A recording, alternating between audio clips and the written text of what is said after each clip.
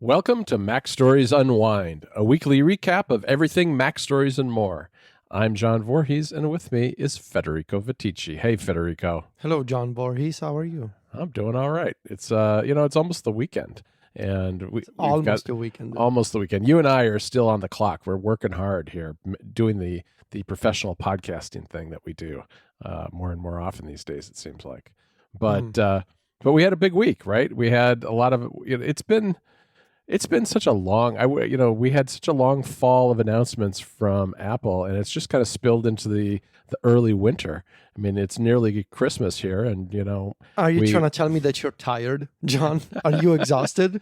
I'm a little. It's been a long week. But we had, we got the AirPods Max this week, and Yes. so we have some stories about that to cover today. We're going to talk a little bit about Fitness Plus. We're going to talk about some shortcuts that you worked on. We're going to talk about a HomeKit device that I reviewed and a whole bunch more. So why don't we dive in, and let me ask you, Federico, did you order AirPods Max? If so, what color and when are they going to show up at your house? I guess I'm going to answer your question with another question. Do you know me, John?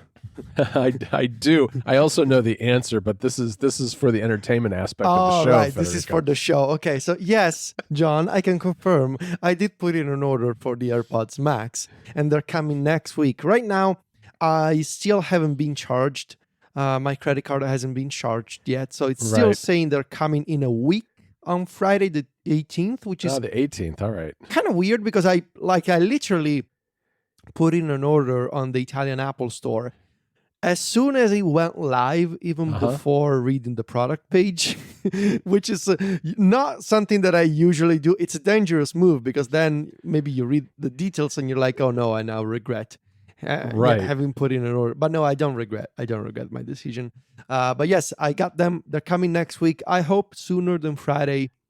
And I got them in space gray because let me tell you, I do have some experience with headphones of different colors other than black or dark gray, and they get dirty and boring after a short period of time, at least for me. Well, that was my concern, especially I kind of like the silver ones with the white headband, and even the colors are all pretty light colors. I was a little concerned that they would start looking dingy after a while. Yeah, I just prefer dark headphones. That sort of I also have dark hair, so they kind of blend in a little better. And Sure. I don't know. I've had like silver and sort of beige headphones in the past. Mm-hmm. I don't know. They get kind of boring. So I got them in space gray, and they're coming next week. So AirPods Max. I'm really interested in this product because we've been waiting such a long time for Apple to make their own AirPods branded over-ear headphones. And these are finally real. They're slightly different from the rumors that we discussed a while back. But they're also kind of in line with what we're expecting. So Apple made AirPods branded over-ear headphones. These work with Bluetooth, of course, but they also come with the H1 special audio chip that Apple also makes for AirPods Pro. And it's not just one H1 chip either. There's one of them in each ear cup. Speaking of the ear cups, these headphones have a really peculiar and unique design. Apple created this special stainless steel band with telescopic arms that they extend into the ear cups, making it in theory, easy for you to adjust the vertical position of the ear cups on your head. And the headband is made of stainless steel. However, in the middle of the band, you will see this breathable mesh that supposedly is going to make the headphones a little more comfortable to wear and sort of relieving you of that feeling, that pressure on your head, because these are these are not lightweight headphones. Due to the fact that they're made of stainless steel and the ear cups are made of brushed aluminum, they weigh around 384 grams. And if you're familiar with over-ear Bluetooth headphones, say from Sony, from Bose, from Beats even, they usually weigh about 250 grams. So you're looking Right. at 130 something increase over regular Bluetooth over-ear headphones with noise cancellation. Speaking of noise cancellation, you have the same noise canceling and transparency mode found on AirPods Pro, 20 hours of battery life, and a peculiar case that is not really a case insofar as it looks like a purse. It's like a holding pouch for the AirPods Max. Yeah, it's almost like a wrap. It's like wraps around. It's like a burrito of case. I don't know. It's like a burrito for your headphones. Yes, these right. headphones do not fold like you would fold a pair of Sony headphones or a pair of Beats headphones. You just store them in the case, which is it's not a hard case. It's not a rigid case. It's a soft case that sort of wraps around the headphones. And the unique feature of it is that because of magnets, which as with other Apple products, these headphones feature prominently throughout the whole unit. Magnets are used to attach the ear cups, so you can, in theory, swap the ear pads for different colors. There are 5 different colors available for these headphones, and if you want, you can buy ear pads separately in different colors at $69 a pop, which is not exactly cheap for replacement ear pads, but hey, these are headphones from Apple, and I'm gonna get to the price shortly. But magnets are also used in the protective case, which is not really protective or a case, but Apple calls it as such. And the case uses magnets to detect when you place the headphones inside. Right. And when you do, the headphones will enter an ultra low power mode, meant to allow you to never turn the headphones off. You just put them in the case. They enter this hibernation state of sorts where they are consuming very little power. And then when you remove them from the case again and you put them on, you don't have to manually turn them on. So it's like using AirPods, but instead of having a very portable case that is also quite fun to fiddle with, as the AirPods case is, this looks like a purse or like a bra, as many people have observed. Right. Well, it's interesting to me about the low power mode, because I've seen conflicting things and different stories about this as to whether you need the case for them to enter low power mode, or whether they will also go into a low power mode once you take them off your head, and maybe they're sitting around for a certain amount of time, although it's not clear. Not clear. Yeah, not entirely also, clear. These headphones have a digital crown inspired by the Apple Watch. So this is one of the features that must have changed during the development process, or we don't know the details, of course, but maybe Apple had 2 different versions of these headphones going into production. One of them featuring touch gestures, which obviously didn't make the cut, and the other featuring a digital crown, which is the version, I guess, based on rumors, that won. And so the AirPods Max don't have any kind of touch gesture on the ear cups. Instead, you use a bigger version of the digital crown for the Apple Watch to control volume, to activate Siri, and to control music playback. And I'll tell you, John, I'm actually glad that there's a physical control. One of the things that I was really curious to try, and I never did, with the Microsoft Surface headphones is the control knob that they have on those headphones. Right. And this is like you have a small physical knob that you can twist and turn and touch and hold to control music playback and Siri and the volume, of course. And there's a separate button, I think, for noise cancellation and transparency mode. That's right. Yeah.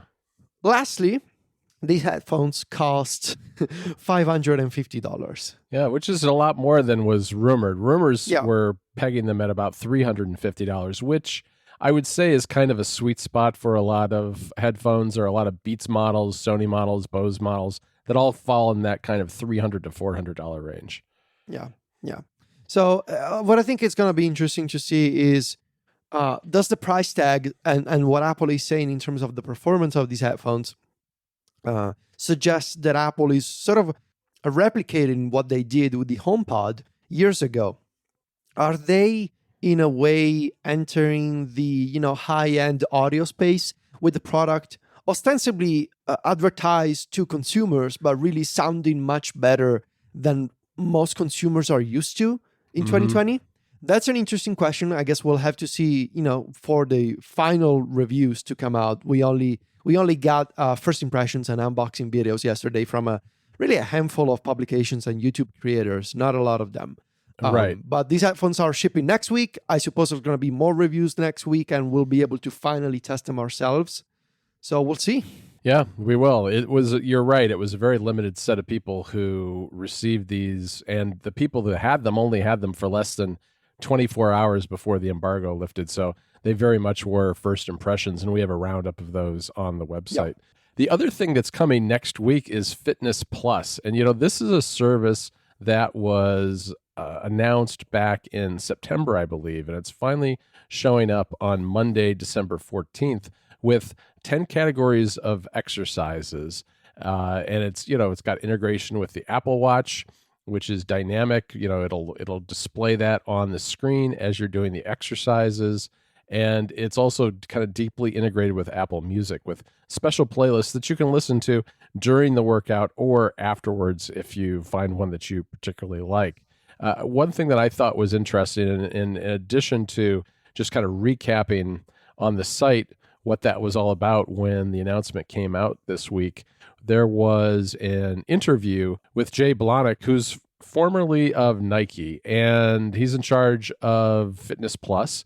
And he talked to the Wall Street Journal all about what Apple's strategy and thoughts were behind this service. And it's pretty clear listening to him in this interview reading about this interview, that it's designed for beginners. It's designed to be able to get involved easily without necessarily having to have any equipment. I think there are some exercises that, it'd be helpful to have a mat or helpful to have some weights. But besides that, there's very little necessary equipment for them. And they're also going to try with the app, and I'm very curious about this in the fitness app, to try to intelligently suggest workouts to people based on what they've done before. And in the interview, it was very clear that it's not necessarily going to be like, well, Federico does a yoga exercise, and that he's going to be suggested now the intermediate yoga exercise. It's more than that.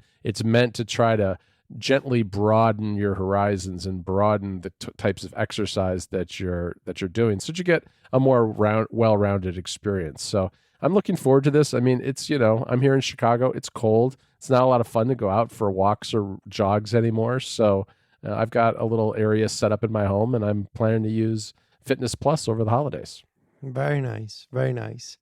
Also on MacStories this week, I shared a couple of shortcuts, if you'll allow me, John, to share the details. The first one is called Short Switch.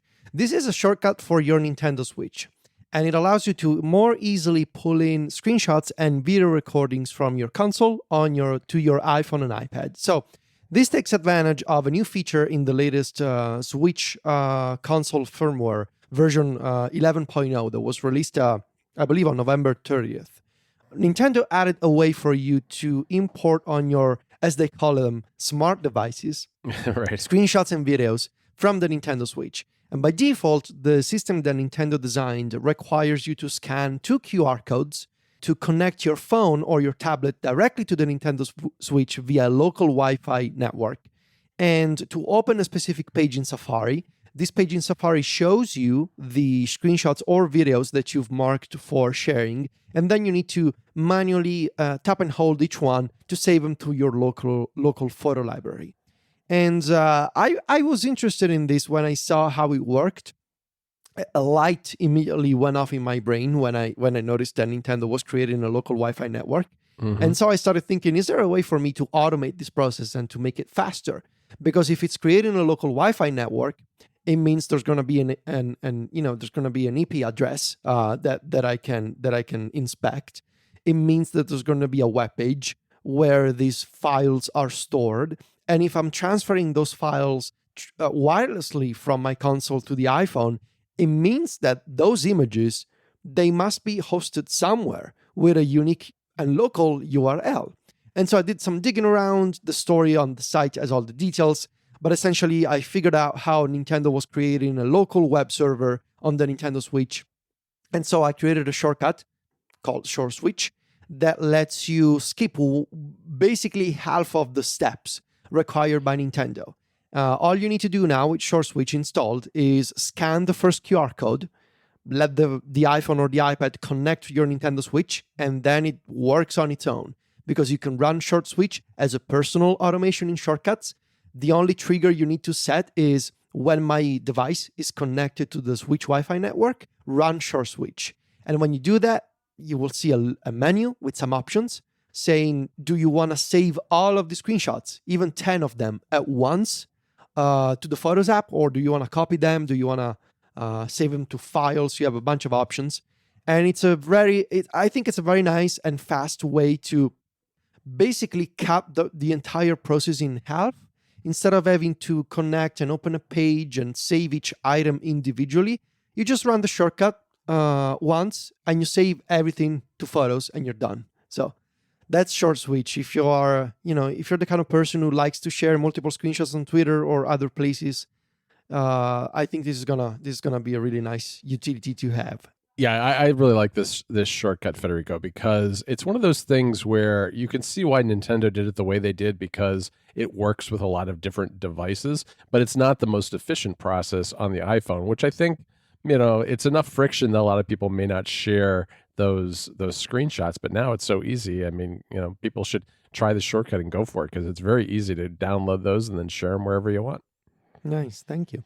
The second shortcut is an update to Apple Frames, my popular shortcut to put screenshots of taken on the iPhone and iPad inside physical device frames from Apple.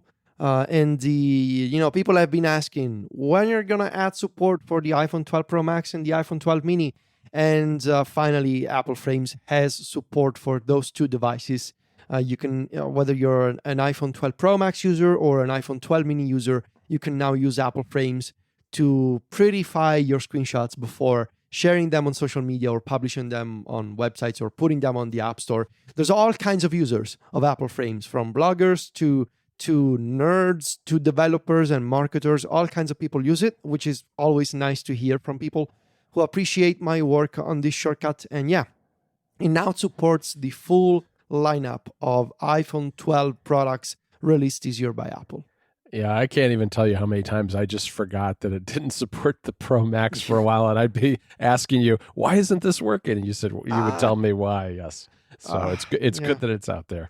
All right, Federico, let me tell you about the Level Touch, because the Level Touch is a HomeKit enabled smart lock that I've been testing for about 3 or 4 weeks now, and what's really remarkable about it is that it's so ordinary looking. I mean, I shouldn't say it's not ordinary in the sense that it's plain. It's very nice as a piece of hardware that you attach to your door. It looks attractive, but it's not one of those giant clunky smart locks that you sometimes see advertised. It looks just like an ordinary lock because all the smarts are embedded inside the lock mechanism, and they very cleverly even hide the battery for this inside the bolt itself that goes into your door jamb. You just screw off the end of it and drop a high, I guess it's a 3-volt lithium battery into there. And it works great. I mean, I had no trouble getting it installed. The one caveat that I had that I put in the review is that, the thing about a smart lock is you're not there to kind of jiggle the door or push the door a little harder if your door doesn't line up exactly right. It has to line up correctly for the bolt to go in smoothly. It does have it does have a motor in there, and it can kind of push its way in a little bit, but it's not the same as if you were there twisting it by hand, or with a key. So but barring that, as long as you have a good setup with your door, it's a fantastic thing to add to your HomeKit setup, because what I've been doing is things like I have the door automatically unlock like 5 minutes before my wife shows up from work. And I also, when the door is unlocked, I turn on the lights by the back door so you can see what you're doing. There's a lot of little things, little touches like that are super easy. One of the ones that I came up with in just the last week that I really like is that as soon as it's a personal automation, so that as soon as I disconnect my iPhone from CarPlay in my car, I'm in the garage, it unlocks the door. So nice. By the time I make it to the back door, it's already unlocked. I just open the door. So it's a neat lock, but because it resembles a regular lock, It's not going to be unattractive in your home. Plus, it works just like a regular old lock too. You can just lock it by turning the lock. So anybody in your home who isn't really into automation, they don't have to be. They can use a key. They can use their hands. They can, just use the lock like you would any other. So I've been really happy with it, and it's worth checking out. All right, Federico, this week on Club MacStories, the newsletter came out on Friday, and we had a bunch of stuff. We had MacStories Unplugged, which was kind of a continuation of our discussion during App Stories, which I might as well mention right here because that's kind of next in our notes, which was episode 197, which was part of our series of Workflows Revisited, where we talked about note-taking. And we focused on Craft, which is a new note-taking app, relatively new, still only a couple of months old, that you and I have been using a lot. And in App Stories, we talked a lot about how we're using it personally, just individually for things we're doing for work, things we're doing in our personal lives, that sort of thing. But on Unplugged this week, for the club, we talked about how we're using it for projects at MacStories, because we've got some big projects coming up, and you and I needed a tool where we could collaborate on notes for that and planning, and Craft has been fantastic for that. We also, this week, I did a collection of modern note-taking apps, which, there's been a real renaissance of note-taking apps in the last, I'd say, year to 2 years. And there are a lot of great options out there. So, we've been talking about Craft a lot the last couple of weeks, but I wanted to highlight a few of the other ones that are good options as well. And you had a shortcut, which you found a good way to create single-page PDFs of MacStories Weekly issues turn them into PDFs and save them and keep it, right? That's right. Yes, I wanted to move hundreds of PDFs to keep it for the MacStories Weekly and monthly log newsletters. And so I came up with this shortcut, which is really two shortcuts. The second one, as you mentioned, it does exactly that. It takes a bunch of links and converts them to PDF using one of Keepit's new actions for iOS 14. And it archives everything as a single-page PDF, which, by the way, the single-page generation of Keepit is vastly superior to the same option that you have in Safari when you take a screenshot. And in the screenshot UI, you select full page. In my experience, Apple's own version of full page capture, it fails to work with longer web pages, such as any of my reviews, for example. Even right. The iPad Air review, it seems like anything beyond 5,000 words, it gets cut off with the full page capture of the screenshot method, essentially. But with Keepit, it doesn't matter. You can generate super long PDF documents, single page, doesn't care. It works fantastically, really, really well done. But the first shortcut, however, was an answer to the problem of, well, how do you assemble that list of links? Mm-hmm. And my issue was that on the Club MacStories archive, the list of newsletters is presented in reverse chronological order from latest to oldest to, make it easy for people to find the most recent issues of MacStories Weekly. But the thing is, I wanted to generate PDF documents starting from the opposite way. I needed to start from the oldest, so that those would have a creation date before the latest issues. So I needed to reverse the list, basically, and I made a shortcut that does exactly that. Now, reversing lists is a typical programming concept. Right. However, shortcuts doesn't have any built-in actions for reversing lists. I needed to make my own. This is like a technique that I guess I will explain more in depth in the future, maybe next year. But it's one of those techniques that once you wrap your head around, it can come in handy in a variety of different shortcuts in a variety of scenarios. So, if you wanna use this to generate PDF documents from any list of links on any web page, you can use it. All right, Federico, let me tell you about our sponsor for this week's episode and all of MacStories, and that is Halide Mark II. Halide is the sort of elegant, intuitive app that casual photographers appreciate, but it also offers the sophisticated, advanced features that expert photographers demand. The app was created by three friends who share a passion for photography and believe that apps should be exceptionally well built and designed simple to use, and free of any kind of nonsense. The makers of Halide understand that advanced features don't have to come at the expense of usability. Halide's beautiful interface relies on gestures, and all of the manual controls that pro users expect are here, but they're neatly tucked away, Federico, so that they're out of sight and they don't get in your way. It's a carefully crafted balance that sets Halide apart from other camera apps. The app supports all the latest iPhone technologies, like Apple's new Pro RAW format on the iPhone 12 Pro, and Live XDR, which is extended dynamic range exposure tools, ensuring that you're always at the forefront of what's new with iPhone photography.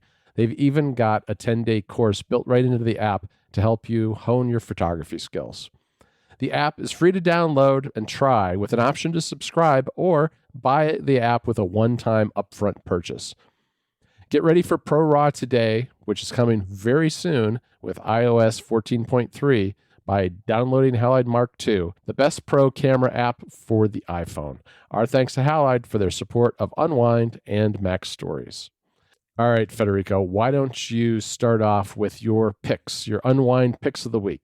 All right, my pick this week is an Apple Arcade game that I've been playing recently. I finally found the time to play some more Apple Arcade games.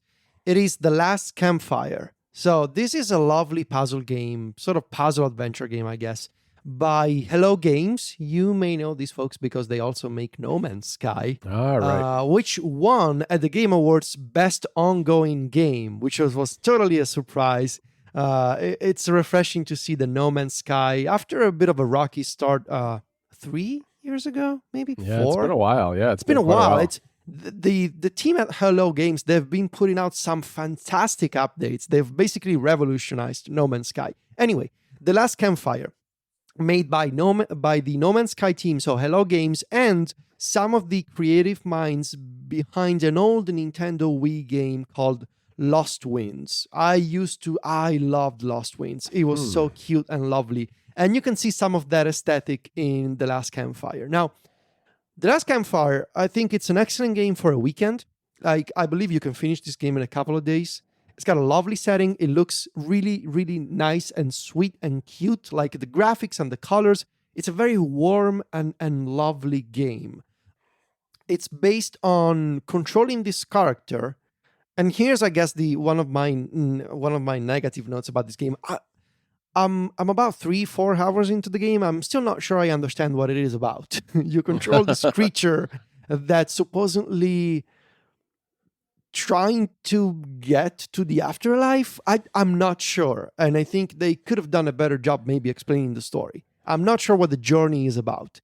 In any case, and you solve these puzzles, right? When you move around these beautiful locations and you solve these puzzles based on logic and like geometric shapes, buttons, levers, the usual stuff. Most of them are quite easy. I found a couple of them that were really challenging, and it took me like 30 minutes to figure them out. Maybe I'm dumb. Maybe the game could use a better balance. I'm not sure. Maybe I'm dumb with puzzle games. I'm not sure. In any case, I really enjoyed this game on Apple Arcade. I played both on the iPad and on the Apple TV.